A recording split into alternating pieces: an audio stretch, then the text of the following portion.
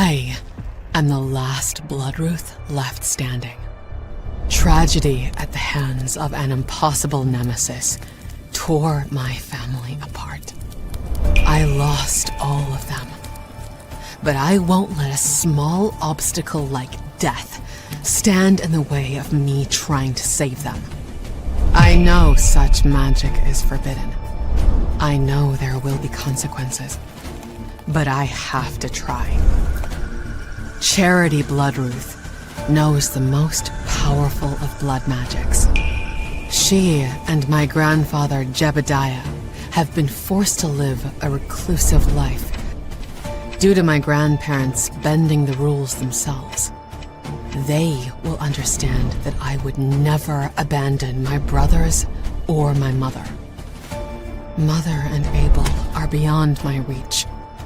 But I must save Casey, no matter what the cost, before it's too late. It's time for a little family reunion.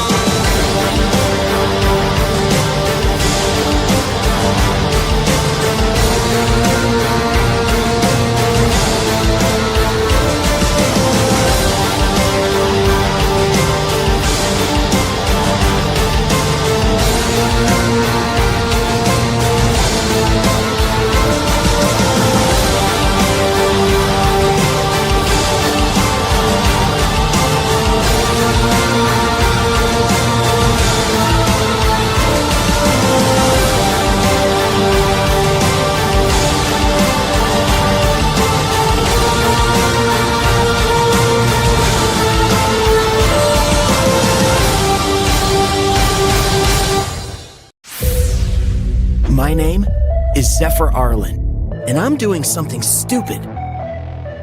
My family? We've got a secret, and I've never been allowed to attend normal school before now because of it.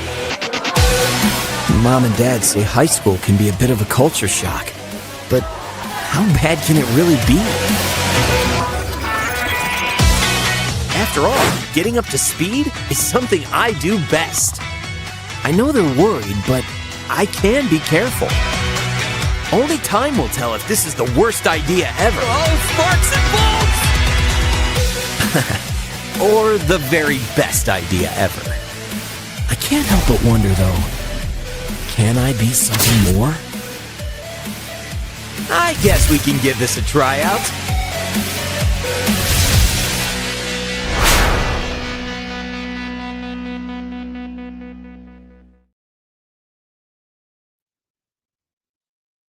What is going on, Rippa fans and Rippa fam? We are live on a Monday.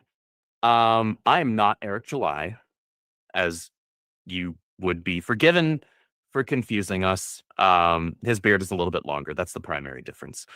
But we are here. This is 2 weeks in a row that we have the Rippaverse Roundtable, which means we have a jam-packed show filled with wonderful people and a fantastic and extremely talented guest this evening. We're going to have a good time. We're going to be chatting the Horseman. Yes, Carol will be here to gush about her boyfriend. That is a thing that we do and a thing that she definitely does. And we will have the Saskas, the writers of Bloodruth, and the artist behind Bloodruth here in, this isn't really a studio. I'm not going to call it a studio. So it's just on the stream, whatever it is. I'm not a YouTuber. I'm going to stop talking. That's a lie, but I'm going to bring in other people so you can hear them instead of just me, starting with Miss Carol Brown, the Duchess of the Dirty Deeds herself. Can I get hashtag more dirty deeds in the chat, please? Thank you. Yes. No threats are coming from that. They might. You're terrible. Absolutely terrible. I'm the worst. I'm the absolute worst. Thank you for being here to keep me in check and in line as much as you're capable of, which is, you know, nobody's perfect. Kanan White, our Rippaverse art director, the man who I want to be when I grow up in all areas except for the amount of hair on his head. I appreciate and love you, brother. Thanks for being here. You are the best. You are the absolute best. The wonderful Saskas, Jen and Sylvia, writers of Bloodruth, writers of Yaira, which Bloodruth 2 is live right now, available for pre-order, doing fantastic. Yaira Definitive Edition Volume 1, also available for pre-order right now. And they're going to be going fisticuffs against each other later this year in very short order when their villain books drop. So I really appreciate you both being here while you're fighting over this. I really do. True. I was actually lied to. You guys said it was going to be like a round table just to talk about Black Eye Club. And I was like, oh shit, that's going to be exciting. Whole gang's there. And then Jen was like, I'm doing the round table too. And I was like, what? Yeah, I didn't until 5 minutes earlier. I didn't know she would be here. But then I was like, do it for the fans. Do it for the fans. Be a good soldier. So I feel we appreciate your sacrifice. The things that we do for the fans, that means everything to the fans. And our special guest for the evening, the winner of the second fan art contest, right, for ISOM 2. And that wound up getting him the gig of being the interior sequential artist for the Bloodruth ongoing book, written by the Saskas. Ladies and gentlemen, Rippa fans and Rippa fan, Michael Montagne. How you doing? good. Michael, welcome. This is the first time you have joined us on the stream. Yeah. I'm not gonna lie, a little bit nervous, Oh, don't be nervous. You're a talented I'm used artist. to doing this live stuff, so That's okay. That's okay. I'm not either. I just fake it. But thank you for being here. We appreciate you. We're gonna have a great time talking Bloodruth. We're gonna have a great time talking Horseman. Let's quickly say hello to the chat. We do have a couple of super chats / member messages. Garfield's Bizarre Adventure, been a member for 5 months. Thank you so much. It says, hail to you. Appreciate you. JS Pena, I can say that word properly because of my last name, certainly not because of my skin color. It says, happy 15th to the Avengers, Earth's Mightiest Heroes. That was a good show. I respect that. About to break. That was the last time we saw a good version of Carol Danvers in basically anything. So, I respect that show. All right. Thank you for being here, everybody. We've got a fantastic show planned for you. Carol, do you have any kickoff questions for either the ladies or our guest superstar artist? I do. Actually, I was going to say you should switch Michael and I since he's a rare guest. There we go. Oh, moving on up, Michael. No. Square. Michael. I was going to make an inappropriate joke, and I'm going to leave that there. So I'll leave it open for Michael and the twins to answer how they like. But I know the relationship between writers and an artist can be fun. So what was it like having that back and forth when you were working on Bloodruth? Because I know you guys did have a back and forth. ladies. Michael, would you like to answer? Because we talk all the time. Yeah, getting us to shut up is the tough part.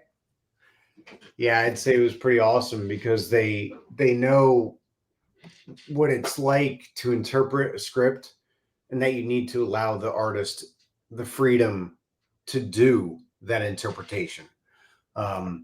And I've worked with some tyrannical writers, and it's the worst. They want everything just, you have to do it this way. I'm sure Kanan can, attest to this as well. And it's awful doing it like that. And just the freedom, and I'll say it over and over again. It's the freedom that they allowed, me to interpret the story the same. Well, it's really easy to get you to interpret the script because you're a huge horror movie guy. I think that's one of the things that we really got along with about discussing when we first started having our conversations. And I feel like Bloodruth 1 really feels like a kick-ass 1980s horror movie because you go into like this castle and there's all this like crazy stuff going on. There's 3 greater demons. There's the Master Theory and Crowley, and then he fights a devil, and then you get a flashback to like one of the world's oldest vampires, and it looks so kick-ass. Like I feel like David Bowie should be in there. It feels like it's just that kind of vibe, right? I feel being directors and also being identical twins, we're naturally team players, or we like to work with a group and allow other artists to be their best. I can't draw as well as Michael. If you wanted me to do one drawing as good as Michael, I might have to start now. And then on my deathbed, I'll be like, Kanan, look, is it good yet? And he'd be like, nah. I like that Kanan outlives you in this. He does. In my version, I'm on my deathbed. Kanan's still there. Like, I got shit to do. Like, this drawing we're not going to get it. We're not going to get it. I think it's really important to always let artists shine in their particular way. As a director, I have seen like directors make the mistake of like telling the cinematographer where you need to put the camera, or telling the stunt guy how to throw a punch. And it's like, how insecure are you? You've already done your part. Now let someone else do their part. And I think one of the things that makes the art so good, and this is also from a twin experience, is getting someone else's perspective. Because the way that the missing part of the Bloodruth script is always, what does Michael see now? How does Michael interpret this scene? How's Michael going to do this layout? What would Michael change here? And I think it's fantastic. And Michael, you're such a dream to work with. I honestly feel I won a contest, and my win is I get to work with you. And it's funny because like we didn't know how good you were when we first started doing Bloodruth, and then the pages would come in and we'd be like, oh my God. So I think you probably did see it in the Bloodruth 2 script. We're like, yep, more crazy stuff for Michael because I know he can handle it. Let's put this crazy environment or this crazy situation. Oh yeah, no spoilers. We open it up from the house setting. I don't think that's too bad. Andrew, are we good? We're good? It's a story. Bloodruth is a story with Bloodruth in it. Watch out, guys. Got my eye on both of you. We really challenged you this time. Yeah. I appreciate that because there is kind of a and yes, this is about to be deliberate, passing of the baton when you go from script to artists, and you do have to allow some, obviously the story that's being written still needs to be told, but especially when you have a rapport with your artist. And that's something that I think, as being on the editorial side now for some time, I've witnessed that with different creative teams, how you build this rapport between writer and artist, and how the artist knows kind of like, all right, I know what they're going for. I'm going to take that. I'm going to do that, but I'm also going to like put my own little spin on it and do something really cool. And I think there needs to be that in comic books, because comic books are a visual medium first and foremost, right? And so you need to allow the artist, as long as you're still telling the story that's written, let them have fun, right? Let your artists kind of do their thing, let them cook. And that's where you end up building a rapport such that that artist wants to continue drawing that thing that you wrote, because you allowed them to kind of like flex their speciality, right? And do things that they enjoy doing. That's why Chuck writes 70 single or double page splashes in a 90-page comic book. So because Joe loves doing them, right? So it's a cool thing to witness. And you guys as a collaborative storytelling team Jen, Sylvia, and Michael. You guys have really like risen to that occasion when it comes to the Bloodruth books, because those are, I mean, a lot of people have been blowing up the chat already just a couple of minutes into the stream saying Bloodruth 1 is like their favorite book in the Rippaverse because of just how awesome the story was and how beautiful the art was. So that's a credit to you guys. They have impeccable taste. And also, Michael really elevated that script. Like, there's this part where, spoilers for Bloodruth 1, but y'all should have already read it, where Sydnee is fighting the devil. And before we put like a little hint that he hates the Virgin Mary's prayer. And so she sucks up Edward Crowley's blood and puts it in Latin all over her body. And she's like doing a Princess Jasmine thing where she's like seducing. That was a metal scene. Right? Yeah. In my vision, because I'm so used to working for studios that are like, let's be safe. Let's just show a butt cheek. Let's not anything. And I remember looking at Michael's page and she just like drops everything and she's just in her underwear and blood's over her boobs. And I was like, this is better than I thought. This is so rock and roll. It's one of my favorite images of all of Bloodruth. It's also the image that made it mature. So we were like, yeah, we saw that. Change that rating. Slap that on there. That is also the page that earned that book the rating that it has. There's way more pages I would have gotten in trouble for if I had done them the way I wanted to. So that's what I like to hear. That's why we're a good match, Michael. Yeah. Black Label one day where it's totally into it. No Rippaverse Max. Yeah, no spoilers for Bloodruth 2, but Kanan, you can attest. There's that really beautiful splash with the stuff. Yes. And then unfortunately, I guess standards and practices, we had to be like, we can't show that much of that much. Yes. But it's still an iconic image. Y'all are gonna be blown away. It's some crazy either shit way, happened. it's masterful and it's amazing what you can do with a little good shading. Yeah. I'm so I obviously started watching horror movies as a child that nothing went off in my head. I was like, that's perfect for kids. Right? Yeah, because when you grow up in like 70s and 60s horror movies, you're like, oh, whatever. You get desensitized to a point, where you're like, well, a kid could watch that. And then before you know it, a kid's like crying and you're like, oh, yeah, no more babysitting for me. They really didn't have those. I mean, those parameters, man, were 90s and 80s, man. It was just kind of a free for all. After 8 o'clock at night, it was free for all on the major cable networks. It was just like, if you're not watching what your kids are watching. Yeah, like it was open game. I remember I'll never forget. Waking up, I think I was probably 8 years old, and I woke up, and I think I've told you guys before. And John Carpenter's The Thing was on, and I woke up right when the dog's head split open. No, and I was like, "What is this?" Jen had to give me a trigger warning for that scene. Dude, I mean, I was like, what the? And it was like, if you've seen The Thing, you know what I'm talking. I was just like, it's a masterpiece. Yes. Yeah. I've finally seen it. Yeah. Yes. Did you watch the prequel too? No, I haven't seen the prequel. No, there's other things you need to watch before that, like Jacob's Ladder's next. Yeah, I know.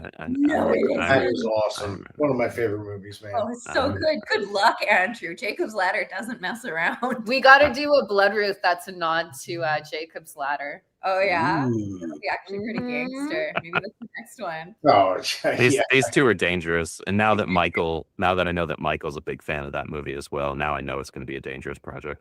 You gotta add some elements of The Shining in there too, just to make it super. Oh, that would be sick. Another one of my favorite movies. So there you go.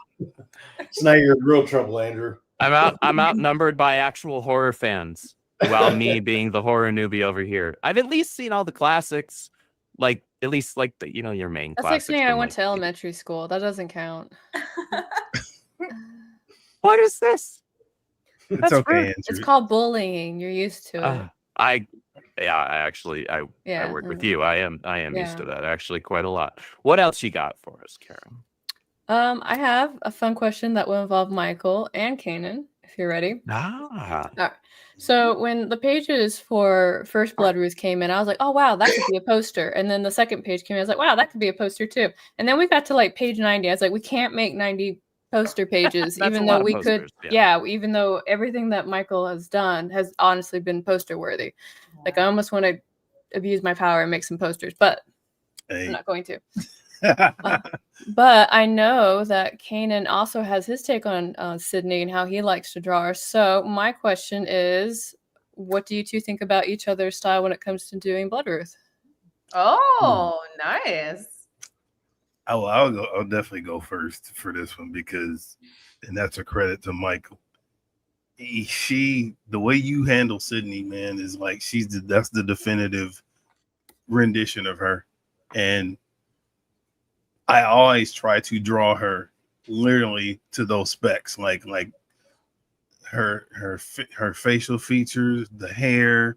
Like I've seen a lot of versions, even like her first appearance. I've seen a lot of versions of her done, fans, myself included, man. But it's like chasing the archetype of how she looks, and you nailed it. Her stature, her build, like it's perfect. And so like I'm always like I actually will have your artwork up, dude, as a reference.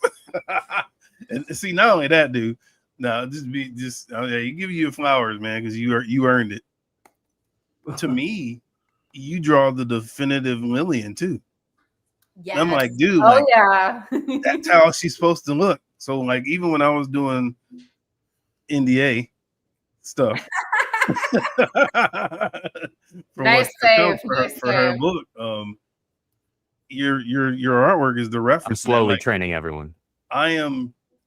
Your style resonates with me because that's, I grew up on the Brian Hitches, John Cassidy, Ivan Reyes, like Mike Diodato, like that is Mike Perkins. Like those are my pedigree. Alex Ross, so seeing an artist that we actually have working with us do the same type of style, man, it's like, that's it. Like that's exactly. And it was just funny because, what people saw in the Bloodruth, the first one, you actually scaled back on a lot of the detail that you could have done, and it was art. And already looks amazing. It's just like, man, like if you truly had the deadlines and everything, permitting to really do it like you really wanted to, it would really, really blow. Like Carol said, every page was literally like a poster, like a pinup. And I think people saw a little bit of that when you did the Halloween poster for Bloodruth, and just how you handle, just the wolves, her expression. Like even to this day, like that's the stuff I referenced when we did our for the Control Z, and we had the little prompt. Bloodruth, that's the reference I use. Like I use your book, bro. Like she is the definitive Bloodruth. So I can go on and on, man. But you killed it, man. And like anybody who references or draws, I mean, add your flair, but if you want to draw Bloodruth the right way, like his book, Bloodruth, the way he handled her is perfect, perfection, man. So, yep. Well, damn, what do I say after that flattery? I was about to say he went first and made your job hard. Man, I wow, you're gonna make me go next level on the next book. I mean, man, because now I feel like, wow, Kanan, man, comparing me to Diodato, putting me in the, not comparing me to, but putting me in the same sentence as Mike Diodato and Alex Ross and everything. I mean, wow, thank you. Well, they say game recognizes game, so I mean that is what it is.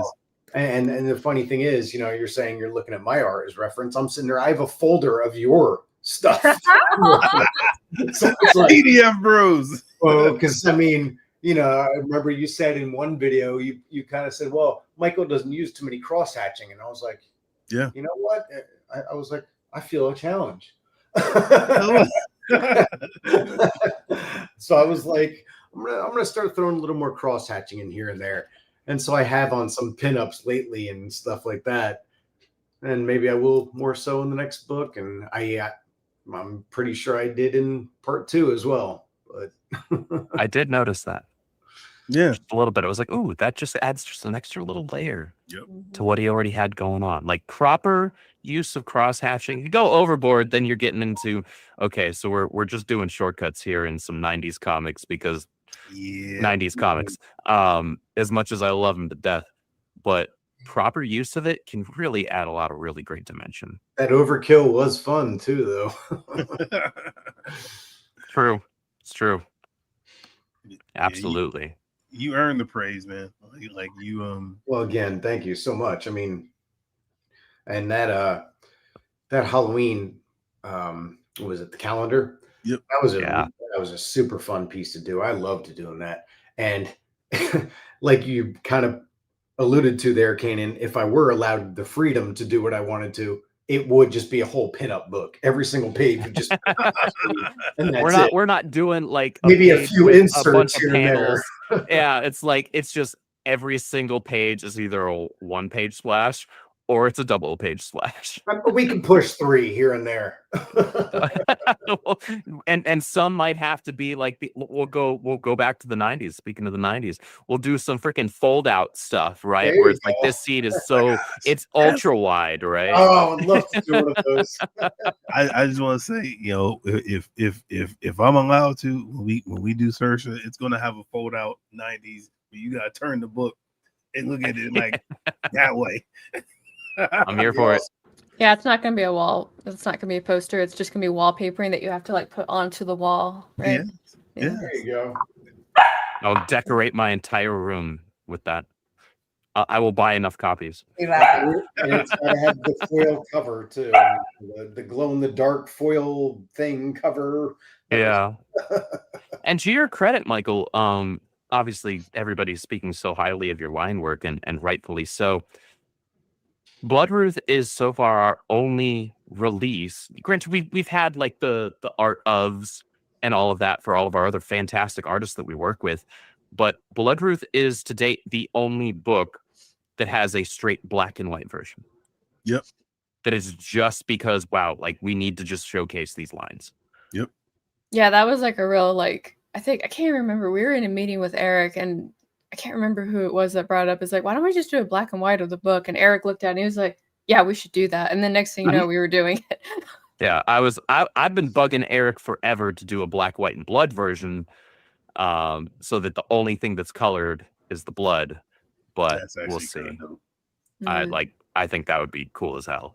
But yeah, Michael, to your credit, man, hats off. Your work on Bloodruth is defining for the character. It's beautiful. It is genuinely beautiful, and I think and that's not just us gassing you up here on the stream. People like the fandom agrees with that sentiment. That is the sentiment of the fandom. So you know you do phenomenal work, and it is a blessing to have you be a part of the team, part of the Rippaverse family. Just due to the one awesome Norfolk piece you did for the Ice on 2 contest, man. Like that was, I remember Eric and I going through the top 5 picks, and we just kind of like kept going back to that one. We were like, this is the one, man. Like all of these pieces are awesome, but like this got to be it. Well, thank you So, all so props much. to you, man. Thank you. Thank you very much. And thank you to the fans, of course, as well. I mean, it was extremely flattering. First of all, winning the contest. And then second of all, I mean, and more so, the black and white issue. I mean, that was very, I was very flattered by that. That's for sure. To say the least. I can't even think of another word. But yeah, that meant a lot. Because I always see my art obviously in black and white, as Kanan, I'm sure, attest to. Yeah, sure. You want to see a colored version. You always want to see that. Yeah. You picture it initially black and white, and that's the way, that's kind of the be all end all sometimes. So, I don't know if I does it worded work that. as just black and white art? And the thing is, and I can say this as somebody who owns a number of just kind of like line art versions of books. not every art style lends itself well to that, even if the line art is incredibly good on its own. Sometimes it's like it just needs that. It needs the color just to add that extra bit of dimension. And now it feels like a finished work. Your work already feels like finished work. Yep. It doesn't need the color, and so you have the black and white version. There's certainly many pages. No, go ahead. There's certainly many pages I do now. Kind of now that I know how Brett colors. Mm-hmm. In this next issue, I'm not giving anything away here. Don't worry. I'm just kind of giving room for Brett to do more his thing. I think Brett's a fantastic colorist. Yeah. Oh, he totally is. And now I know how he colors. I started thinking about it a little bit more. You know, I'm still some pages I'm like, I wish I had done this, you know, but that's always going to be how it is. I have noticed, having seen all the colored pages for Bloodruth 2, where it is, at least to somebody who has the kind of like inside baseball eye, and Kanan, you can probably attest to this, where it actually looks like, oh, Michael probably kind of did that right there to give the colorist a little bit more room to kind of like do his thing and play around, right? And do something a little spectacular. And that's cool. And that's the beauty of comic books, man. Like, chat, I cannot express enough how unbelievable it is to see artistic talent kind of collaborate like they do. Well, that's how it's supposed to work. Like a colorist, from the colors to from the penciler to the inker to the colorist. If you do have an inker, if you don't do it yourself, you're not just tracing, or you're not just filling in the color. You're not just adding flats and just kind of going through your day, you know, rigmarole just to finish the page. Like, you're embellishing it. It's no different than taking a car in and having it, you know, for lack of a better, pimped out. You know, you got the chrome and the, you know, everything else, and the sound system. Like, everybody has a part to play. And as a colorist, you're no less important than the person penciling. You should compliment, because there's colors, man, that the wrong one make your stuff look just bad. The wrong inker, the wrong color, that can ruin line art. Like every and as a and I'm sure Michael can attest to this too. When you put all that time into a page and you have a bad colorist, bro, like, it's like, I did all that for nothing, man. It's like, dang. So when you have somebody that compliments you, you hold on to those artists, you hold on to those creators, you allow them to, like you said, Andrew, you allow them to cook. Yeah, you know, this is Let not them do their thing. My show only. It's your time to shine too. So, yeah, exactly. Before we move on to the next question, I do want to hit a couple of super chats that did come through. Raya's Art for $10. Thank you so much. It's not 10 American dollars. I don't know what that is, because I only spend freedom dollars, which are, you know, quickly approaching not worth very much, but that's okay. Just to congrats my brother, great artist Rod Luber, for the amazing Bloodruth 2 cover, and Kanan, brilliant daily sketches on my girlfriend Saoirse, both amazing artists. Thank you very much, man. Yeah, all of Kanan's sketches of Saoirse, his warm-ups, whatever. His rough stuff he does, you know, just to warm up the wrist in the morning. Warm-ups, something I'll be posting pretty soon, Kanan. Y'all are gonna have to stop giving me softballs like that. I can't, like, I can only control myself so much.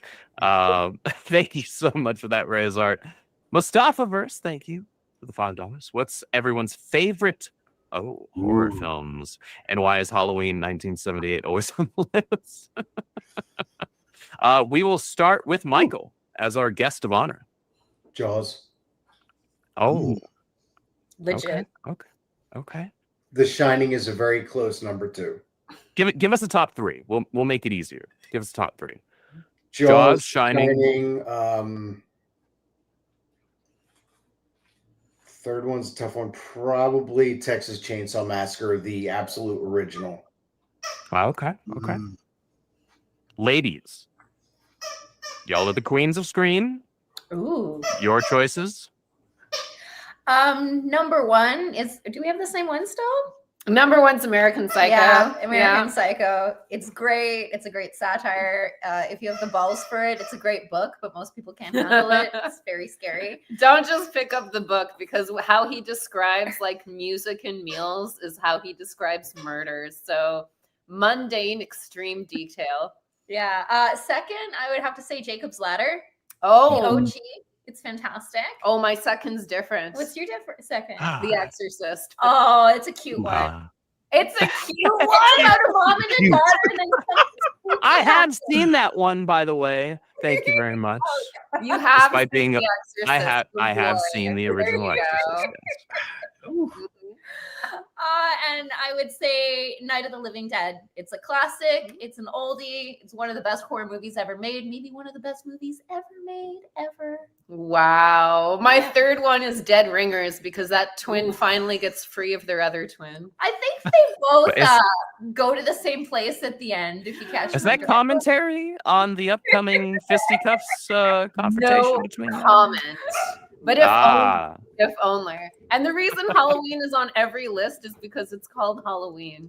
That's why John Carpenter called it Halloween, because horror fans will always gravitate towards a movie called Halloween. Yeah. Because I have met John Carpenter, actually. You did? He came to a script writing class that I was taking in college. Oh my God, did you guys talk about us? I didn't know you yet. This was like 2012. This is like 2012, maybe 2011. Oh, that's very cool. It was Did a you hot always minute ago. listen to this comics, Sandy Carpenter? No. Oh. He did talk a lot of mess about all the sequels, though, to his movies. No, Which was a I lot of- believe it. that was funny. John Carpenter's a gamer, and he's also very honest. And he says he only works so he can go home, be left alone, and play his video games. John Carpenter, respect it. I'm sure you're watching this. Get a Twitch or a YouTube, Oh, dude. you'd be All of rolling us in would be it. watching. Could you imagine, No one like is him super streaming status, so we give horror it- video games? I would freak out. Dude, that'd be Somewhere crazy. he's downloading his Silent Hill F game right now, and we could be a part of that. And I know what he'd say. I don't want to be bothered by people while I'm gaming. And then we're like, don't even That's fair. speak. Don't even acknowledge the chat. You We'll don't just have to. throw You them- can act like a beautiful girl. Just ignore us, and we'll just throw money at you. Amazing. Amazing. Anyway, Caro, how about you? top threes. It's a tie for me. One of the first ones that came to mind was Vampire Hunter D Bloodlust. I would recommend the movie, not the book, just because as much as I like Kikuchi, his writing is kind of goofy when it goes through the localizers. They don't translate it very well. But that movie was really good. It's just art in all kinds of ways. And then probably after that, I would pick Signs, just because I really love how that movie is like a masterclass in show don't tell. Like even like in the first like 10 minutes of the movies, there's no talking, but you know exactly what's going on. It's absolutely beautiful. Yeah. I guess I appreciate it more for like craft than actual horror, but That's fair. No, there's nothing wrong with that. There's nothing wrong with that. It's a good one. Okay. It's a great film. Yeah. Kanan. Let's see here. So I've watched a lot of horror, but not a lot. But I've never seen The Exorcist. And for various reasons, I'm very visual, and yeah. That was very Okay. unique. The Thing, oddly enough, is probably one of my. I'll rate them on like creep value and like high level for me. Mm-hmm. Definitely The Thing, just because that entire movie, if nobody's ever seen that, it's life changing. The Thing, and then so Carol mentioned some anime, so I guess I didn't even know that was on the table when I asked the question, Bits and then and Caro pieces. just opened it all up. I do what I want. I do what I want. I would say I guess it's not really horror because it's sci-fi, but it had elements in it that was just kind of mind-blowing. I'd say Akira. There's That's- body horror in Akira. yeah, yeah. especially near the end. If you haven't seen, and then Akira is great because Akira is a great example of like when the studio's like, oh shit, we only have 10 minutes. Quick, wrap it up with something weird and Yeah, fucked up. it And the definitely- animators were like, bet. Yes, it definitely was that. And then a classic, there's two of them actually, Rear Window and The Birds. And I think they're both Oh. Hitchcock movies. But Class. Yeah. Rear Window with Jimmy Stewart was one, and Raymond Burr was one of the best Okay. cinematic shot written, films I think I've seen. With the element of thriller and suspense, amazing. And then of course the birds. Like it was just birds, man. But the way that he orchestrated everything, man, it's still one of my favorite films. So yeah. Nice.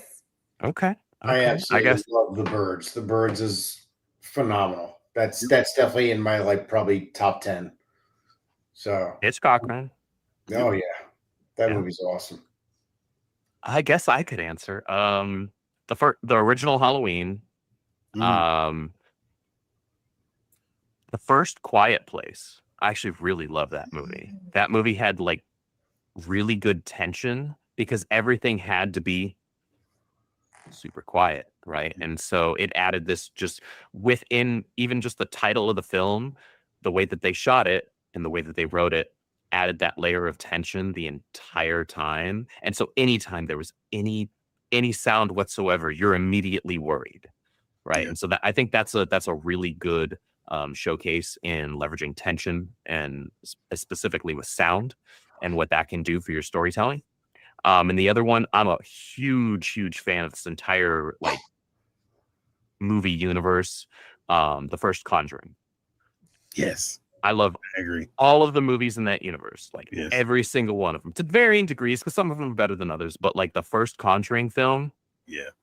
that's my favorite type of horror. So like Conjuring, Insidious, the Possession, that kind of stuff. Like when we're dealing with like creepy paranormal stuff, Yeah. like I like, a good classic slasher well enough, but like the creepy paranormal stuff, that's what I dig. So good question. What was Mustafa, that good one question. film? I bet the Soskos will know, but I think it was Poltergeist, where like everybody who was in that movie got cursed somehow. Poltergeist and The Exorcist. Yeah, and The Exorcist, actually. yeah. The Exorcist, William Friedkin believed he was cursed and still believes he was cursed to this day. Passed away. Yeah. Well, Yeah. he died. Yeah, died believing he was cursed. Yeah. Died believing he was cursed. Well, if you talk to horror filmmakers, anytime you do something demonic, if you don't have a priest, if you don't have blessings, if you don't take it seriously, there are weird stories that happen on set and after the production ends. And you can say it's superstition, you can say whatever, but when you actually talk to different filmmakers, they believe they did something. They're talking about a demon. You do that stuff, energy every day. And especially when you're doing a horror movie, you're shooting nights. 3 a.m. is the satanic witching hour. We've had weird things happen on productions when we were shooting at that hour. So you always want to be careful. You don't want to, Historically speaking, man, this is the first generation that doesn't believe in the devil. Did you know that? Historically speaking, this is the first generation of people that don't believe in evil, the devil, or something of that To quote kind. John Constantine, well, he believes in you. That's Yeah. messed up. That's a horror movie, man. But there's the greatest trick the devil ever played, is to prove that he wasn't real. But I think that is the reason why people it's amazing how often a non-believer will either like research something paranormal or alien abduction or demonic possession, and then something will happen. Then they'll be like, oh, why is this happening? And it's like, you just went messing in a whole thing you don't even understand. If you guys are documentary where the guy doesn't believe in the devil. A cursed man. A Cursed Man is a documentary about a guy who doesn't believe in the devil, and he tries to invoke the devil and get cursed, and he goes to like a shaman, he goes to Satanists, he goes to everything. And then he has to go and try and get blessed because he does invoke something in the documentary and he doesn't know how to get rid of it. Good spooky watching for y'all. You're talking about like stuff on the set. I was watching the documentary about Event Horizon. Oh yeah. And they said so many like stuff, like weird things just happened. And they weren't actually able to do the movie the way they wanted to. Like they scaled back like an hour of footage. But if they put it in there, man, it would have easily been like probably one of the most grotesque films like ever filmed. Like, and it almost didn't make it to production because it was stuff was so bad. People was going through stuff. Doors were open and lights were turned off on their own. People were getting hurt. It was just people are having like, one lady was like, she's like, I think we summoned something on the set here. And everybody was just feeling weird, and this is bad. Yeah, it was crazy. They had to cut a whole bunch of. For anyone who hasn't seen Event Horizon, go see it now. It's a awesome. creepy movie. It's about intergalactic travel where they cheat by going through another dimension, which just happens to be hell. Yeah. Guys, don't take a shortcut through hell. It's hell. Yeah, that's not the shortcut that you think it is. Nah. And if you go and see what that's not cutting through your Arby's, parking lot. That's very different. Though I could understand the confusion there because Arby's sucks. Oh yeah, if you look at the stuff that did make it into Event Horizon from hell and you pause it, it's very messed up. It's very Hellraiser. Yeah, it's very upsetting, but good shit. Good shit. Absolutely. Mr. Reeves for $2. Hey, finally, American dollars. I appreciate you. Michael Montagne, art book when? Ooh. Don't let Eric see that message. No, he's already seen it. He's now already seen it. It's going to happen now. Maybe it should be an unlockable for Bloodruth too. We better start looking at which pages for Bloodruth 1 and 2 at this point.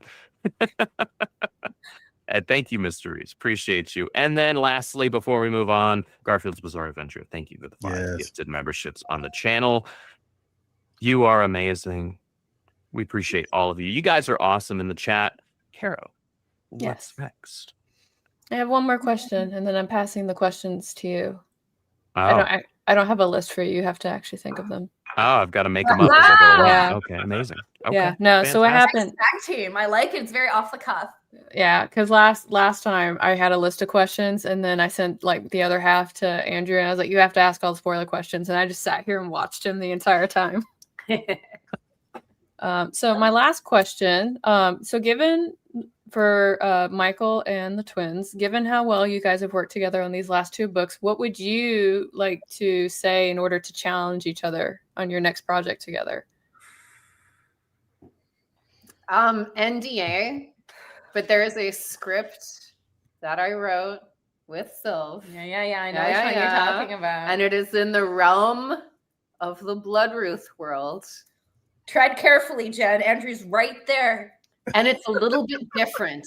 Yes, it is a little bit different. And the fact in which it is a little bit different interests me greatly to think about how Michael would do it. Because even while I was writing the script with Sylph, I thought to myself, ooh, this part with the and the you know, that would have been good. That's I actually appreciated that. It was pretty big. Did you like the sound design? I didn't even know. That was pretty good. That was pretty great, actually. I wish I was recording. That was pretty good. It's just an intimate, stream with hundreds of people and then thousands later. But hello. Well, there is another book. Oh, yeah, because he draws yeah. Person I can't mention so well that isn't Bloodruth, but is adjacent. It's another story within the Rippaverse, and it will eventually come out one day. Okay. I like it. But it has stuff that Michael has kind of drawn a little bit before, but because he's such a big horror guy, I think he would be great to bring on to that because he can make horrific things really beautiful, which is what I really noticed from his art. Like every single panel of Bloodruth, you could hang it as art in your place. Oh yeah, because it's that high quality, it's that gorgeous, and it feels like they're real. Like you can give Michael any kind of a fantastical situation, and it feels grounded. Like you feel that devils come out from hell and taken Sydnee as a concubine. Yeah. It's a hell of a scene. She didn't like it. She said it was too upsetting, and I was like, "That's why we have to do it." I didn't like it. It was that scene was something else. That's my commentary on that scene. Right? Get ready for the Black Eye Club. We're fucked up shit like that, you guys. I think her book is way more fucked up. Okay, mine. You're gonna need a shower after her book. They're both kind of effed up in their own ways. As somebody who's read them both and looked at the beautiful art for both, I will say that like both are really leaning heavily into the specific horror subgenres that they're tailoring to. So I think fans who are looking for more of that are going to get exactly that. All right. Well, I do have a question. I do actually have a question. And this one is going to be... Wait, you have to let Michael answer. Yeah, how does Michael... I guess I should. He's the guest of honor. Yeah. Okay, that's fine. He's more important than me. I kind of forgot the initial question because I was definitely more talented than me. By what they were saying about my art being able to be hung on walls and everything. I mean, all right. So I get it. About how we would challenge each other for the next issue.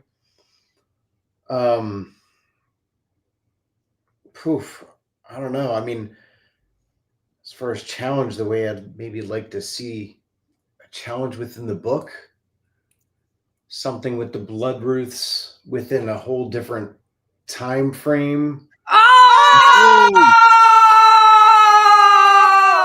No. We all know except for you, Michael, right? So wow. It's like you could have not have answered that more appropriately. Wait, I didn't NDA, did I? What did I just do? You can't NDA what you don't know. You said the magic word. You did. You said time frame. There might be a script in your future that you're like, oh, snap, that's what they meant. Okay, all right. Well, there you go. Okay. Guys, they're very well, maybe. Remember this in chat because you'll be like, oh, snap, that's what they're doing. Oh, sick. Someone actually on X, are we calling it X or Twitter? Whatever. On that, somebody actually guessed it. Yeah. We have they do that. That's all right. I've already guessed it too. I'm already starting work on it. Are you? Good. You're perfect. That opening scene, only you can do it. I like the end. Oh yeah, I already have it in my head. Y'all are wild. I think I do. All right. So, next question. This is one that's going to be for both Michael and the Saskas. We'll start with the Saskas, but then we'll pass it off to Michael as well. Bloodruth is a book that really leans heavily into spirituality. It leans heavily into specifically biblical themes and elements. You see a lot of Christian imagery in there, a lot of Catholicism. When we're dealing with a fictional universe, and anybody who's ever written or drawn something that plays off of any kind of either mythology or, religion or what have you, knows that like you always want to try and put your own little stamp on it when we're talking about a piece of fiction. So obviously the Rippaverse is not our real world, but the Bloodruth book does lean heavily into Christian and Catholic, mythos, mythology, and storytelling, the Bible, effectively. What was the process of taking what's in a piece of, whether you believe it or you don't believe it, whatever, piece of a historical document, and then the mythology that goes along with it, in a lot of different storytelling? What was it like to take that and adapt it into the Rippaverse and to present something that was like, okay, people who are familiar with the themes that we are playing with here should be able to like recognize it and acknowledge it, but also know that this is still a piece of fiction and this is not meant to be a one-to-one to our real world. Saskas. Well, when Eric told us about Isom's powers of being a peaker, guys, there's going to be a little bit of spoilers, but you should be up to date on Isom 3 at this point. If you didn't read Isom 3 at this point, I'm sorry. Like, you're missing. Darth Vader is also Luke Skywalker's father. Sorry. What? Oh, that's right. Y'all didn't watch Star Wars. I watched it on mute. It's okay, John. Nobody watches that anymore. I watched it. I actually did watch all 3, and you like Star Wars? I like the second one. Unfortunately, I'm more of a Star Trek kind of girl. Whoa, you don't. When will the Star War end? It doesn't really make any progress, and you just jump from Star Trek to Star Trek, and you're like, "This is great. That's awesome." Sorry, but I like Star Wars. It's just that like most of it I can miss. I'm a Trekkie too. Yeah, there's a lot of Trekkies out there. So when we found out that Isom and the Silman family have Peaker abilities that have been passed down ever since their descendant was healed in Galilee, we thought, ooh, that's super cool and super unique and something you don't usually see in a comic book. What if we take, and here we have a family with blood powers. What if we took scripture that was very familiar, like Cain and Abel, the very first murder, and for you guys that aren't up to spoiler alert, Cain murdered Abel, you guys. So in I feel like that's a spoiler that's fair they're enough. brothers. Cain murders Abel because he's jealous of him. And when God comes looking for Abel, Cain's all like, am I my brother's keeper? And then Abel's blood speaks to God and tells him what happened.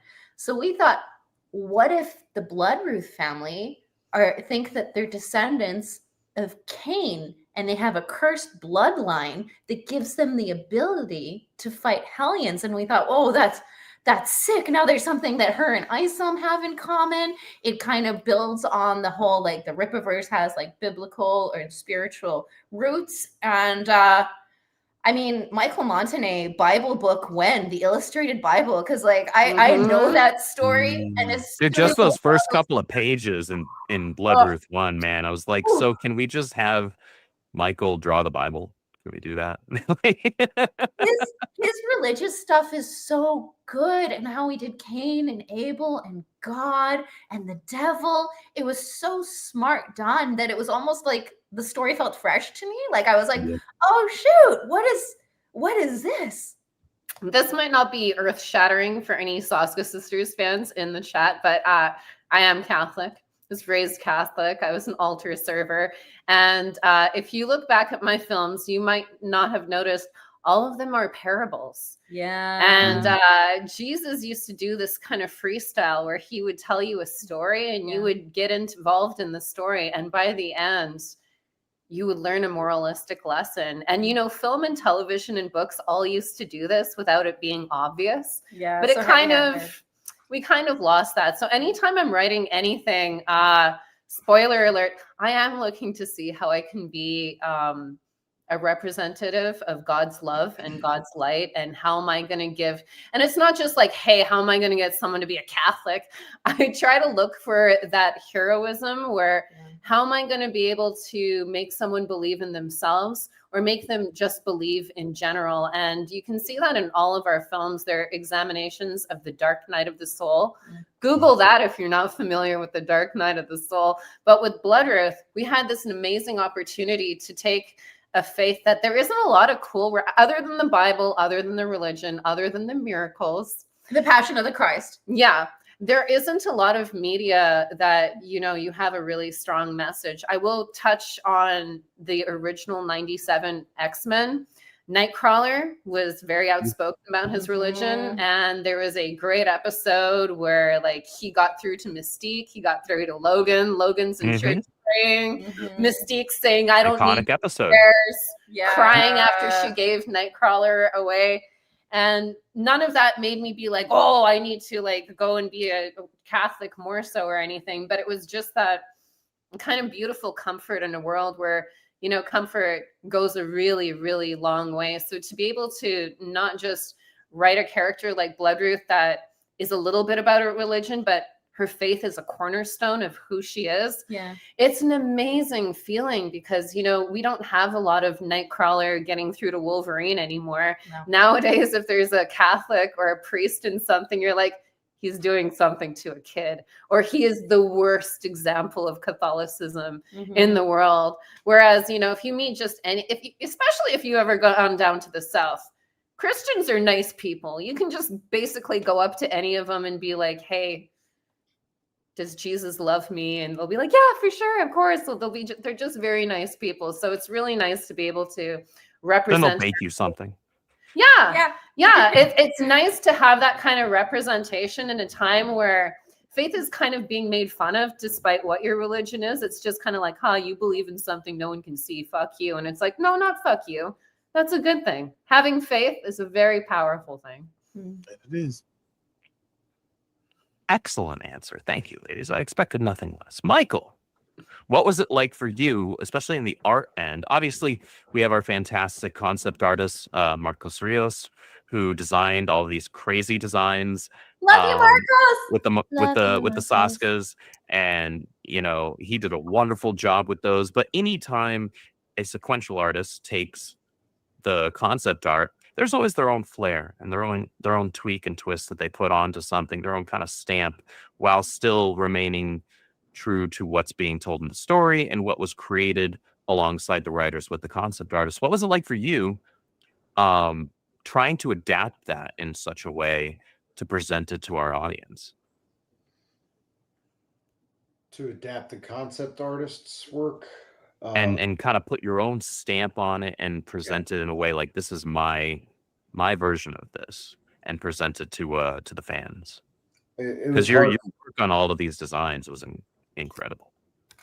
It was hard for me, just because I never worked on a comic where there were, I think maybe I did once, where there was there were already set costumes and whatnot. Because I've worked on so many independent books that it was mostly I was doing, the majority of the designs and whatnot. So it was just kind of different for me, but it was also fun being able to put my own twist on them. Especially because he likes using so many trench coats and hats, and I love doing that kind of stuff. So all right, this is cool. Yeah, I'll be honest, it was difficult at first. And then I just kind of realized, all right, it's not expected that everything needs to be perfect, because I'm very, with costumes. When I'm drawing superheroes that already exist, I draw everything exactly how it's supposed to be.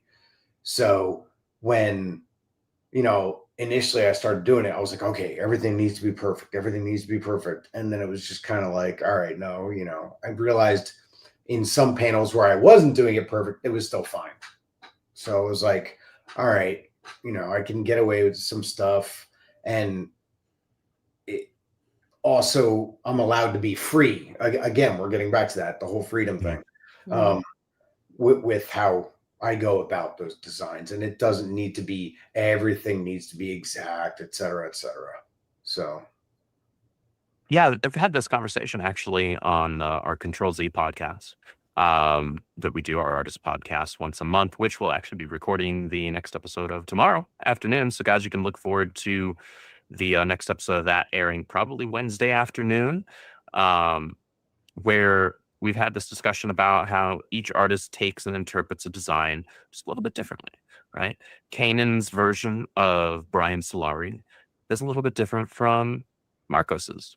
This is a little bit different from Igor's, right? And it's that way with every single character, even if it's in the most minute possible way. Some artists might lean in more to one specific part of somebody's build. They might make them a little more, we call it the Dorito upper body, right? Or a little more like your Johnny Bravo, right?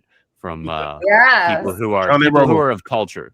Right? If I can real quick on that point, I think it's because I did keep Kanan's work on my desktop, kind of thing, to see how he interpreted it differently.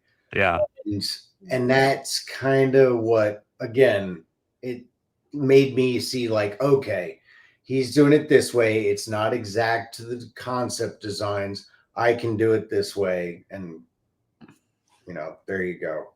So okay. I think Kanan was a big help on that route. Carol has Horseman in her hands, and she unmuted. I'm about to say, I would love to see your take on Boyfriend. About that earlier. I was like, I'm just saying, you have such fantastic art. You know, you could also do fantastic art with Boyfriend. Mhm. It would be nice to see Bloodruth She's and so Horseman subtle.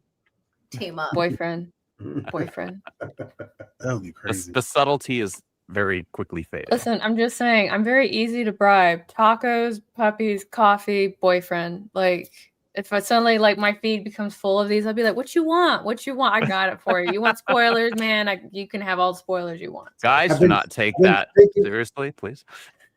I've been thinking about it for a while, and it's just that,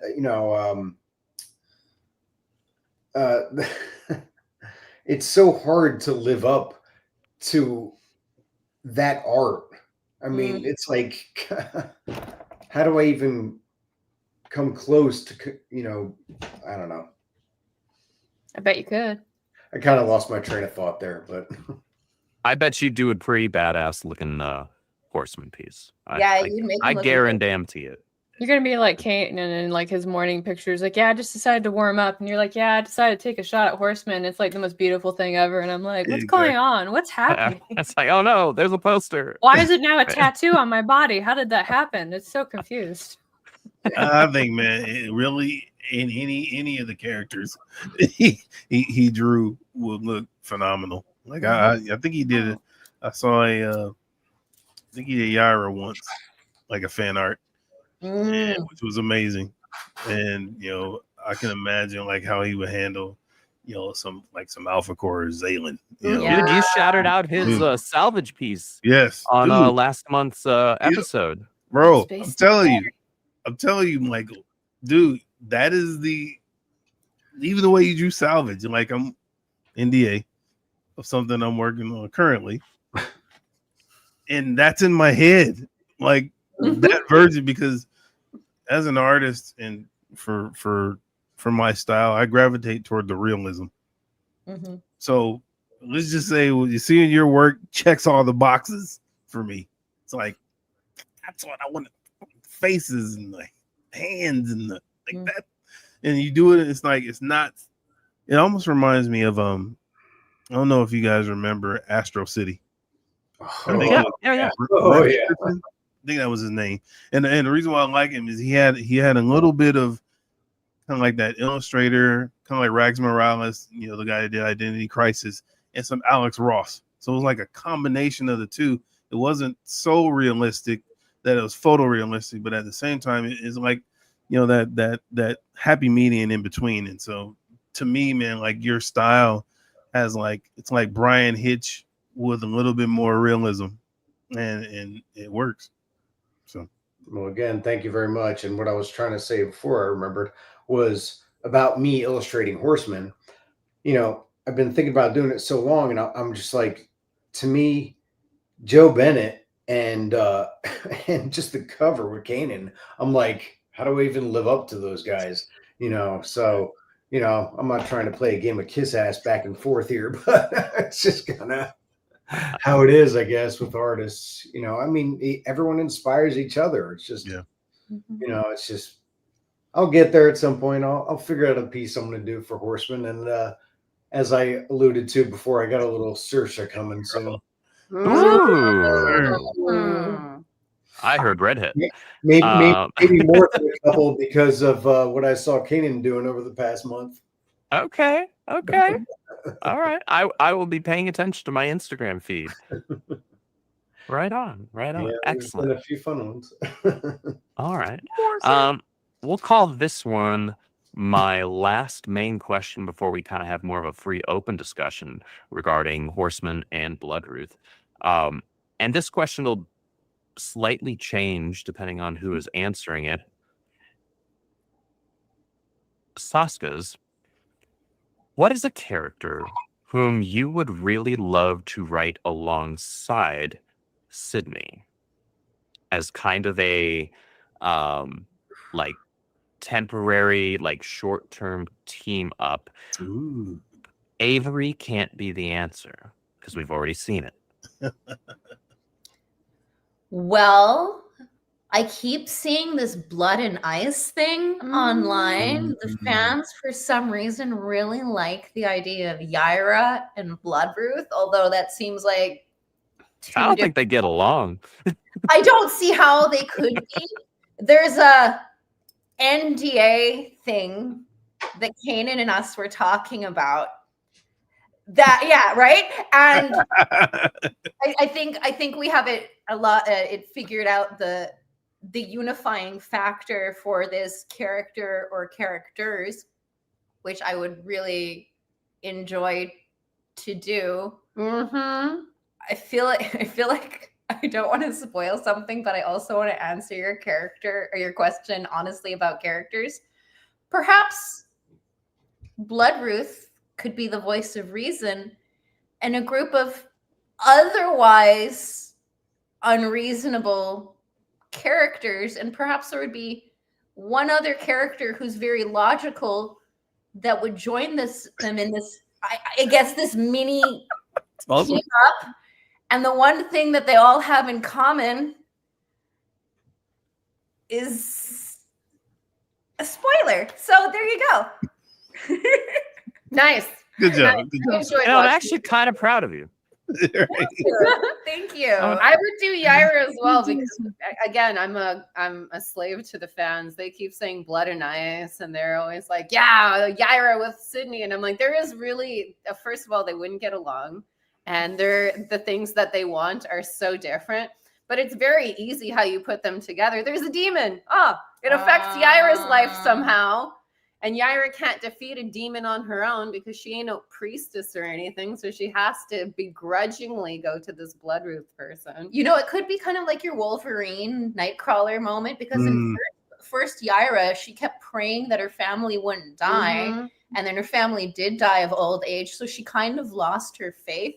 Whereas Sydnee's all about her faith. So maybe there could be something where she builds that bridge back for Yaira, being like, well, God isn't like, somebody that you pray and everything works out. Like he's not like If only. He's not a genie. That's not how it works. You're not like, please let my family live forever. It's that is the one thing they get along on though, family. Yeah, they're both very family centric. So if there's something, I mean, it's a comic book. How do you kill a werewolf? If you're making the werewolf movie, however you want. Yeah. Why are Bloodruth and Yaira together? Whatever reason we make up. But yeah, I think they would be good together. Also because it would be really challenging to put them together as well. Because it's not just like, oh, well, they go on a date or whatever. No, they would be maybe part of a team of other people like them. I don't know. All right. Good job, Sylvie. Thank you. What do Bloodruth and Yaira have in common that some of the other heroes don't have? Add more heroes like that. Anyway, that's it. That's your last. Fashion sense. That's what. Fashion. I like their fashion sense. Yeah, I appreciate Yaira's fashion sense, especially. She dresses I'm here well. for it. I approve. Michael, slightly different question, but along the same lines. Who is a character in the Rippaverse that you have not gotten the chance to draw yet, whom you would want to draw in a Bloodruth book? I think I've drawn them all on my own. So. Yeah. Specifically in a story. So, taking it from your artistic mind's perspective and saying, oh, these are the kind of cool things and scenes that I could set up and do with, whatever the various abilities are, and put that on a page and approach it from your style.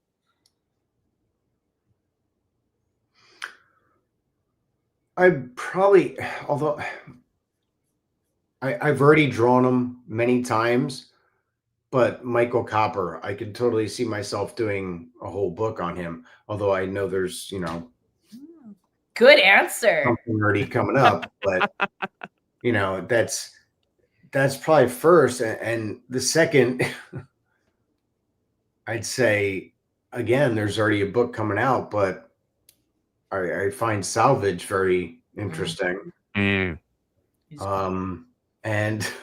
again, we're going back to another one I drew before, Norfolka. I mean, I'd love to do something with that. I just find that that's why I drew them for the contest. I as soon as what was it, 2 panels, I was like, boom, That's what I'm Yeah. doing, you know. Mhm. And A lot of people yeah. got pretty hyped off of just those couple of pages in Yeah. Psalm 1. Oh yeah. Yeah, I mean, those were so I'd say those were the top ones. But as far as one specific, I'd probably get into NDA territory if I were to mention absolute specifics. Okay. I respect the respect for the NDA. Harrow, what characters would you like to see in either a Bloodruth or, because this show is also going to be talking about Horseman, in a Horseman book, who would you like to see, even boyfriend, team up with temporarily?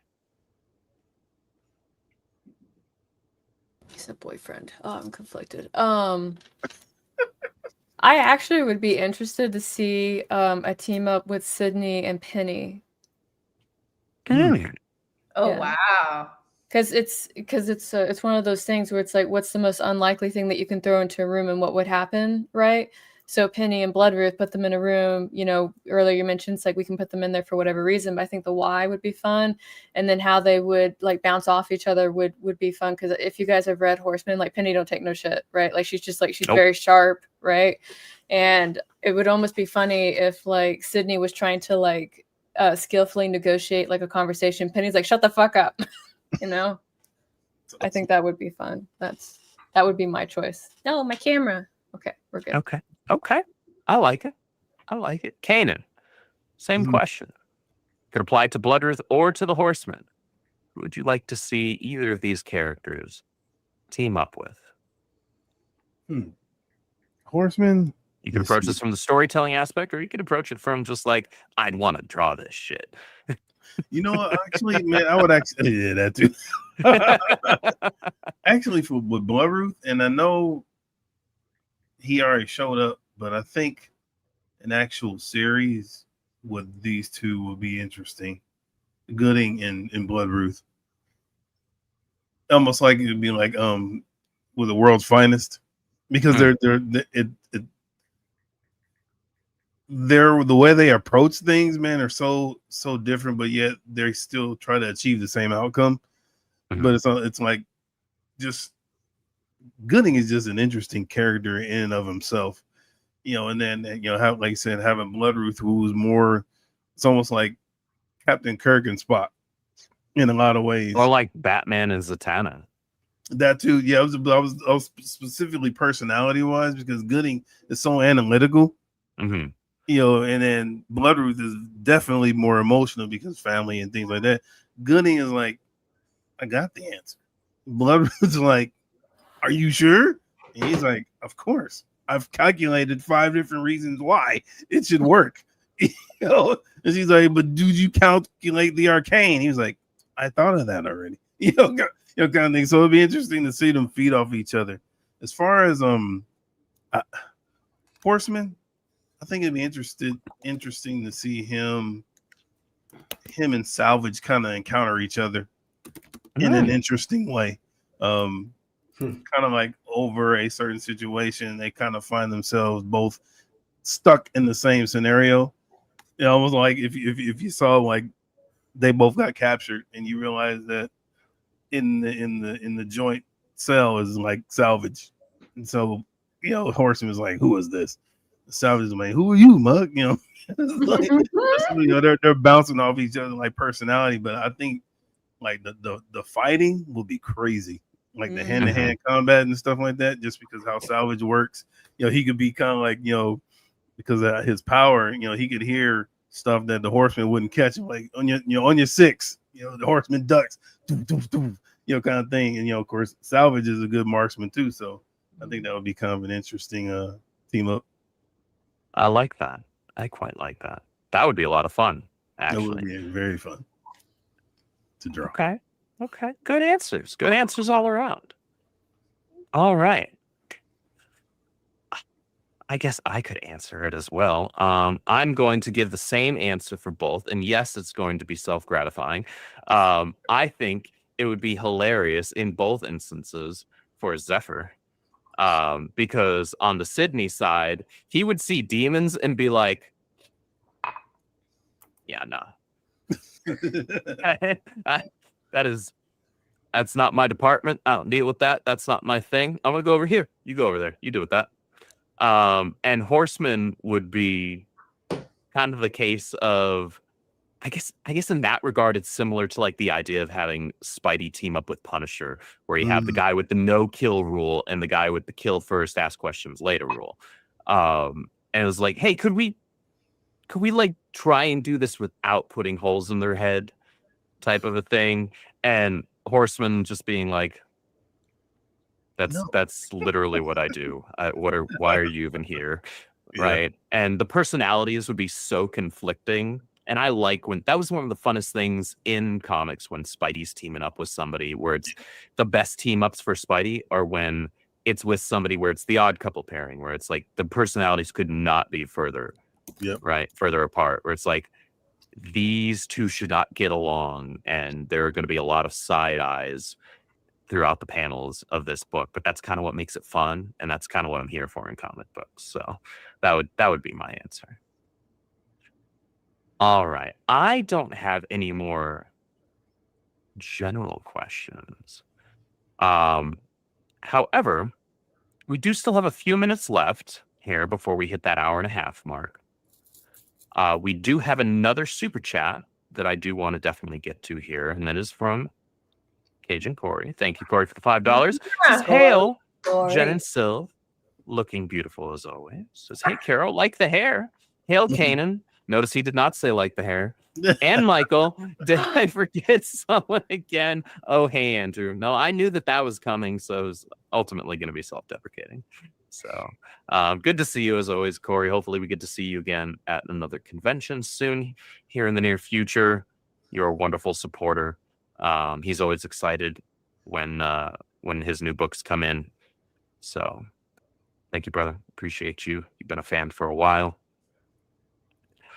I want to open it up. Does anybody here have a question specifically for anyone else on the panel? This could be related to Bloodruth. This could be related to Horseman. This could be related to just Rippaverse in general. Let's crack this SOB wide open, barring NDAs, mind you. As always, that should be implied, but I feel like I have to say it anyway. Kanan, who's your favorite character to draw? Dang. Ooh. Yeah, that's a great question. You would think it would be Searching because of the Searching Day. But actually, it's Gooding. Whoa. I love he's just intriguing, and like the tech, the drones. I love drawing his like fireman-esque suit. The hair. See, whenever I draw like characters, I always think of them as like certain like I'll kind of use a real life reference to kind of attach to the character, and it kind of helps me create the character. So with Gooding, I always pictured him for whatever reason as like Mickey Mantle. He has the slick back blonde hair. He's kind of like a little buff, a little meaty, but he has that iconic kind of retro 1950s vibe to it, and I just love like kind of like his whole ambiance, man. Like, like he's, I just like the tech, and it's kind of funny because I don't even like drawing tech, but You don't think you like drawing tech, but you have a Y chromosome and you can draw, and so by way of biology, you like mechs and you like tech. So you may think you just don't know it yet. You do like it, you just don't know it yet. Andrew knows that. But yeah. Gooding is probably my favorite. Yeah. Second would probably be, let's say, Yaira. Yes. I mean, okay. But I like drawing ice some too. Just because I like that you give Yaira her freckles. Yeah, like nobody ever gives Yaira freckles. Rarely. I don't know she had them. Yeah, It's because not everybody gives it. I might take flack for this, Carol, but I think my least favorite drawing is Horseman because I don't like drawing.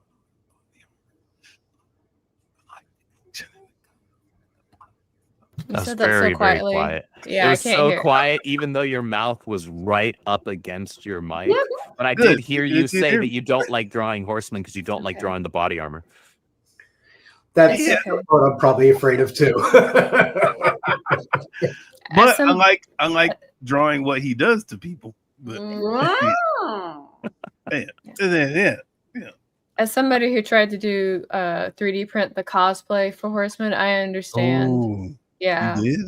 Yeah. Well, no, because I had to end up like mapping it because obviously like his plates are so custom, right? So I Yeah. can't just do generic. I have to actually map the whole thing. So no, Oh, I get man. it. Yeah. Sounds like a lot of work. Yeah. Boyfriend's worth it. Okay. He's Of worth course it. you would say so. My next MegaCon, I'm going as Horseman. You can't stop me. I'm even working out more to get the muscles. Okay. Okay. That's in March this coming year. Yeah. It's gonna be great. I got Don't forget the tattoo. Yeah, don't forget the tattoo. I am Oh gonna my forget the tattoo. You just do it just because. Yeah. So no, so the Oh, inside that's some joke. inside baseball there. Yeah, go Yeah. ahead. Go ahead.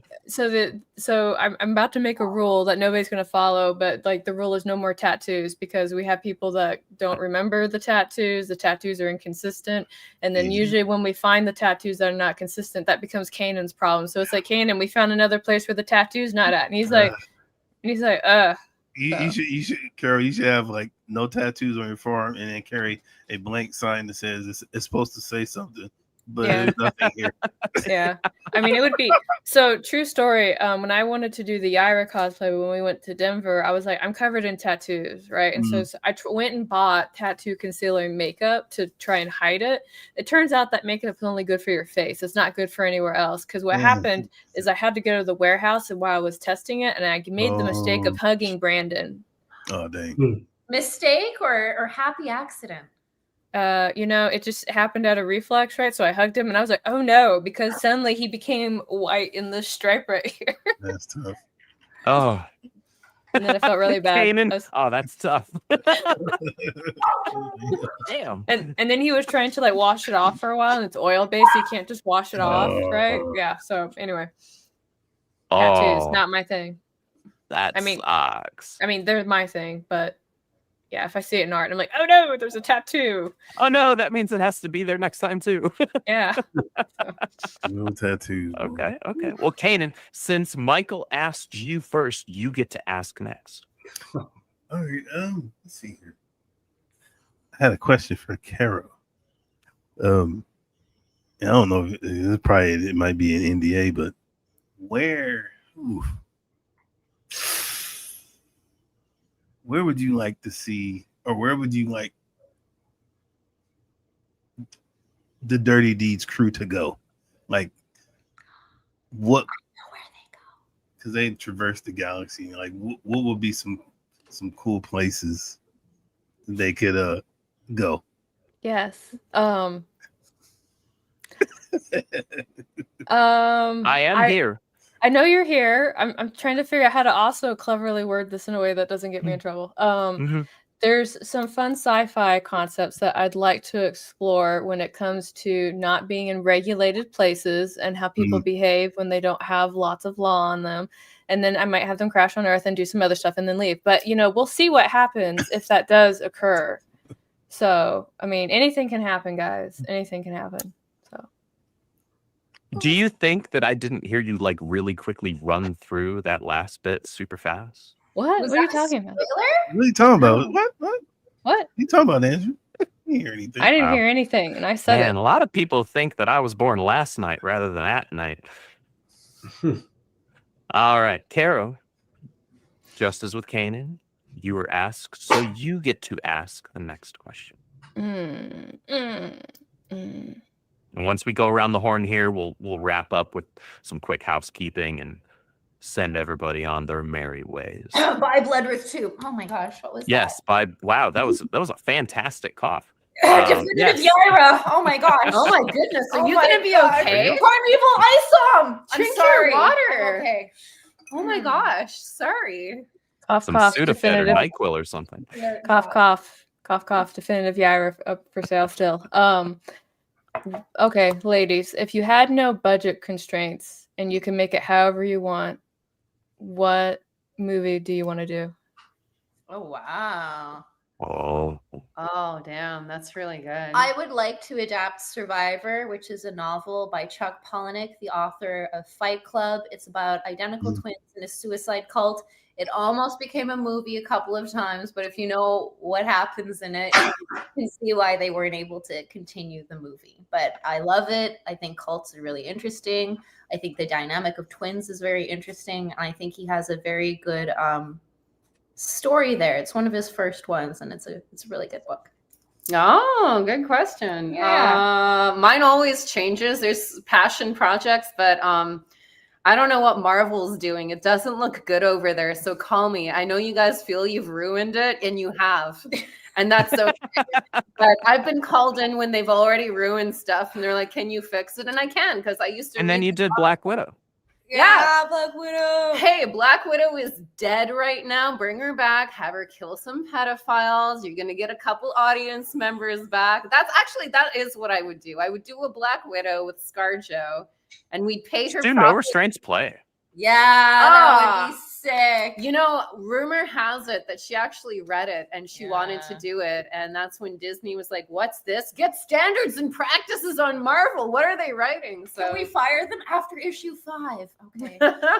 But yeah, I always felt that Black Widow deserved a better movie. I did feel that I thought what they were going to do is the obvious thing is they were going to go through every movie and you would have seen what she's doing in the background. And you're like, oh my God, she never even got credit for that. She did that or she did that.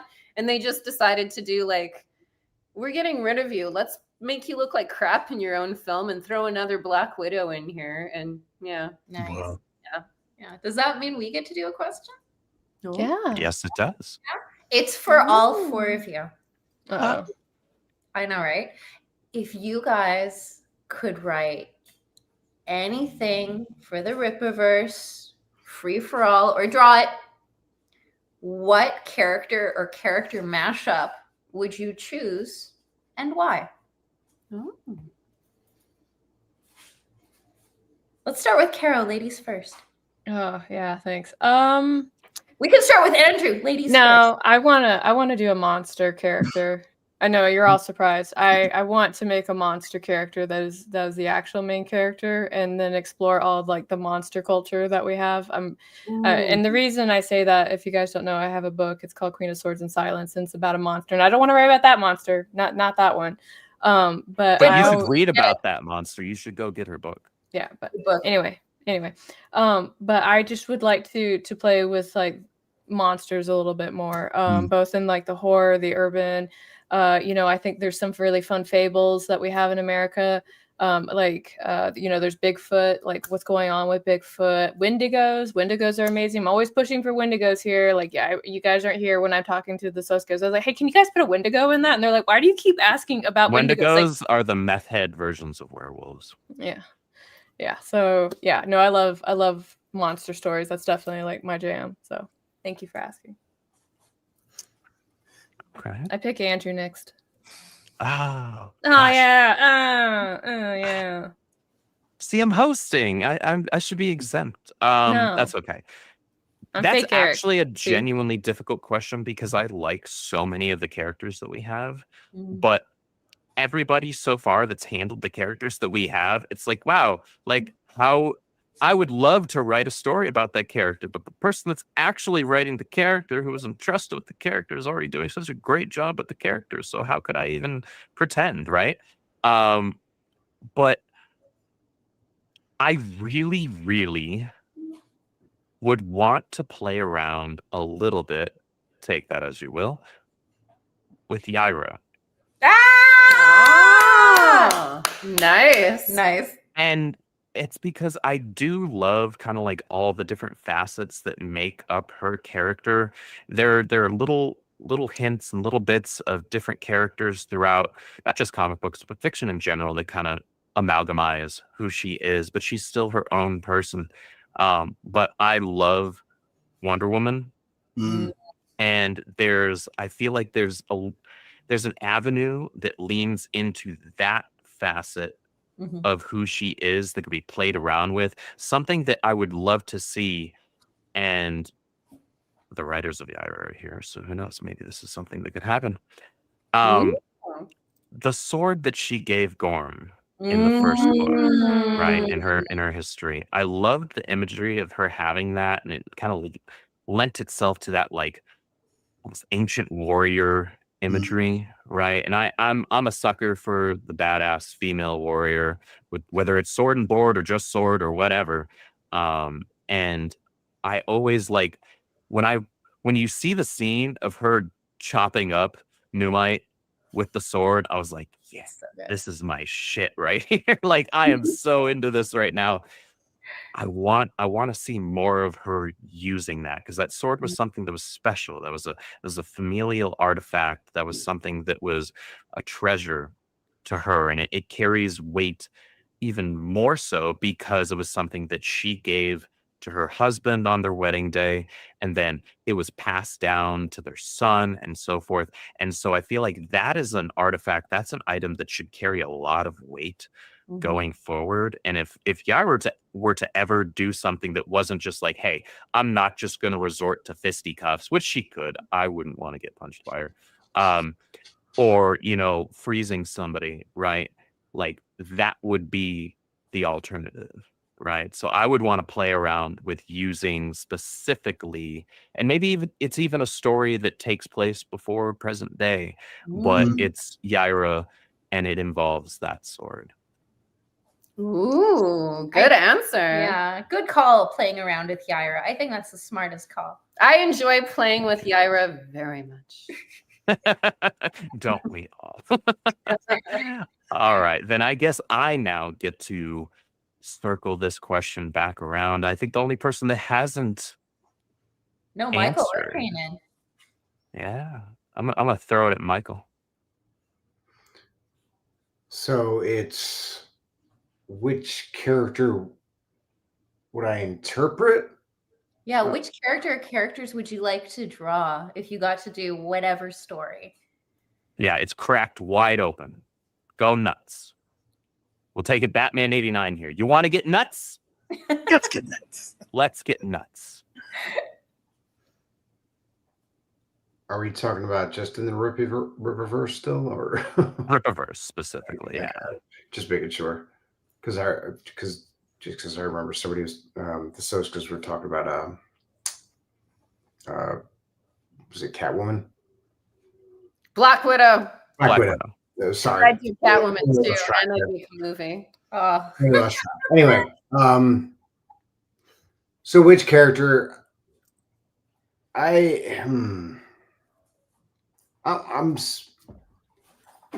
probably still stick with Bloodruth. I mean, maybe just because I've been doing her for so long now that it's like, right?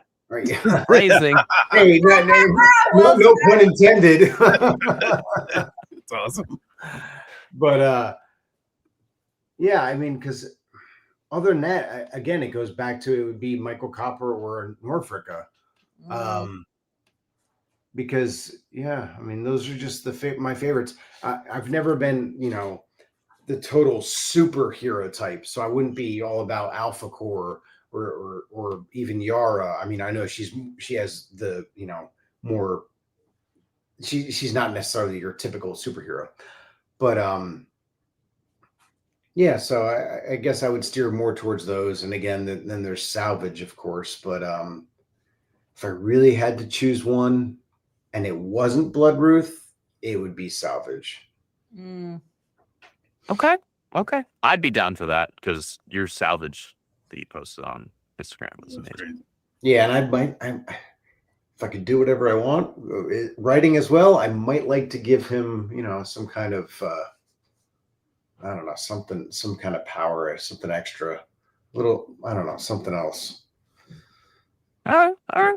That's just my, just the way I kind of picture him, I suppose. So I think the only one that has not answered now is Kanan. Right? Quick hit us, Kanan.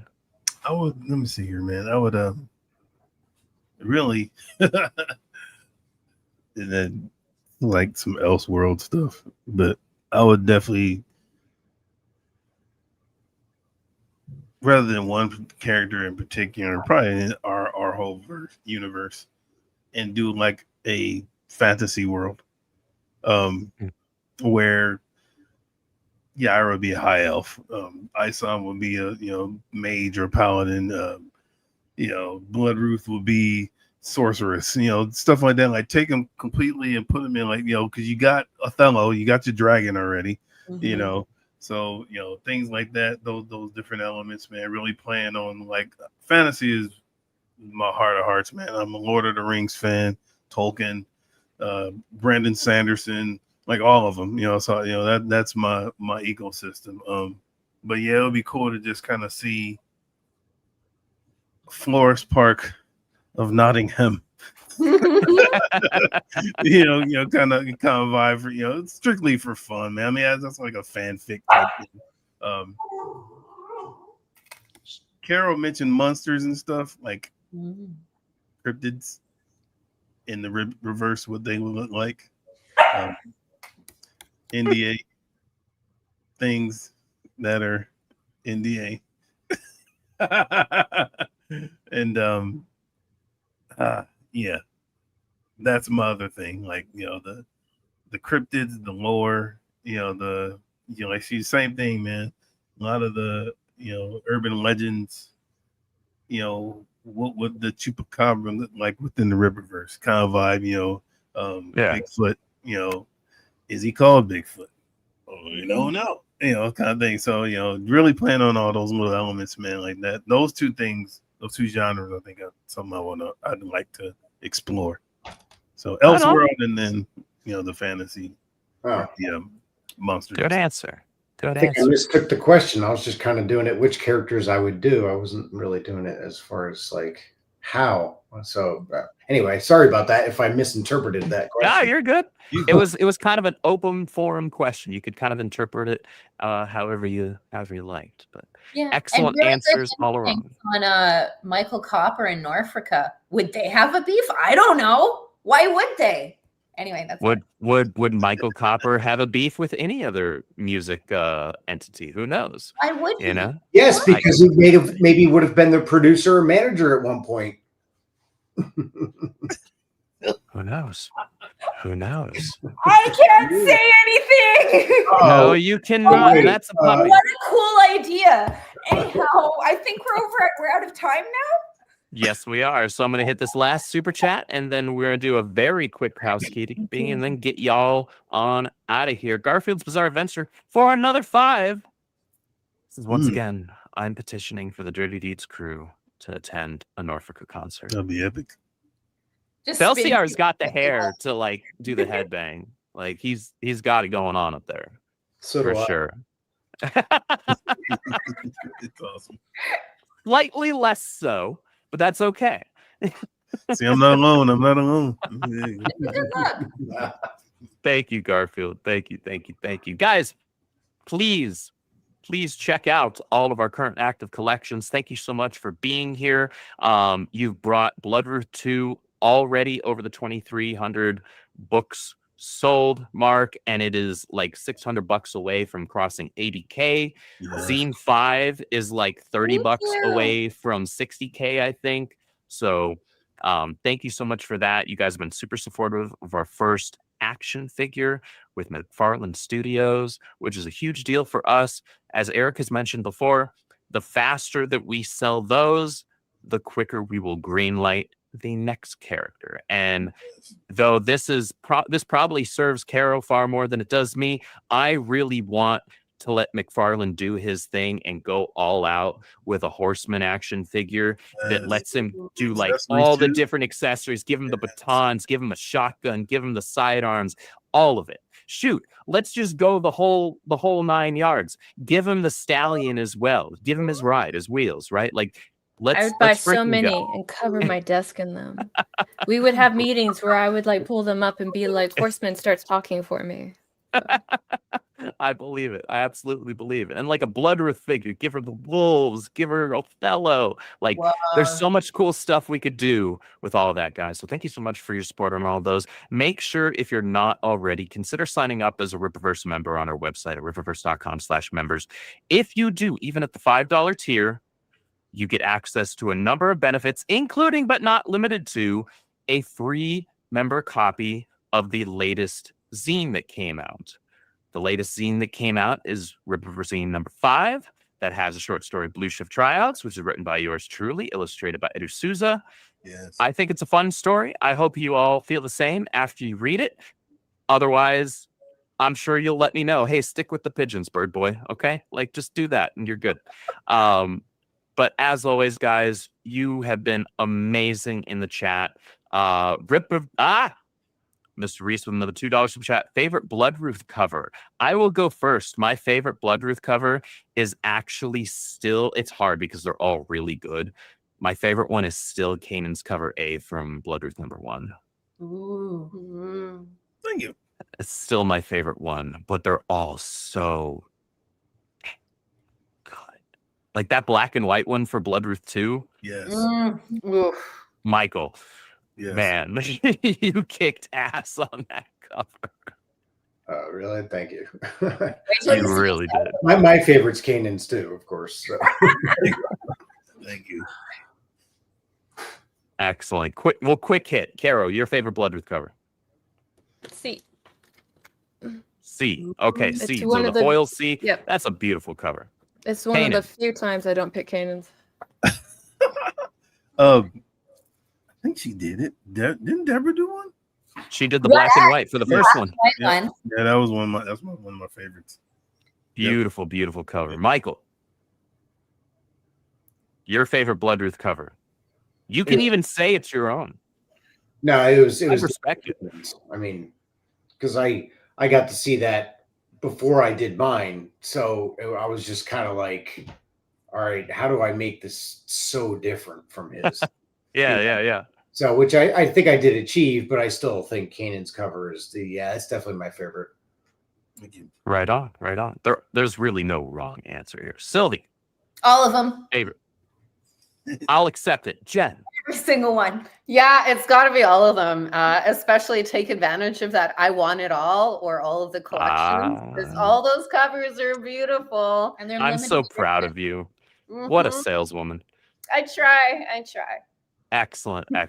Great question, Mr. Reese. Thank you for the $2 super chat. Guys, that is all we have for you this week. Tune in next time for another episode of Rippaverse Roundtable. I don't know what the topic's going to be just quite yet. We'll figure that out. Carol will yell at me and say, hey, set up the stream for this. And I'll be like, yes, yeah, you are in fact the boss of me. Yeah. So, guys, thank you so much. I hope you have a fantastic rest of your evening. I will see you all either in Discord if you're in our Discord server, or I'll see you on social media. Until next time, though, God bless and Godspeed. Bye. Adios. I am the last Bloodruth left standing. Tragedy at the hands of an impossible nemesis tore my family apart. I lost all of them. But I won't let a small obstacle like death stand in the way of me trying to save them. I know such magic is forbidden. I know there will be consequences. But I have to try. Charity Bloodruth knows the most powerful of blood magics. She and my grandfather Jebediah have been forced to live a reclusive life due to my grandparents bending the rules themselves. They will understand that I would never abandon my brothers or my mother. Mother and Abel are beyond my reach. But I must save Casey, no matter what the cost, before it's too late. It's time for a little family reunion.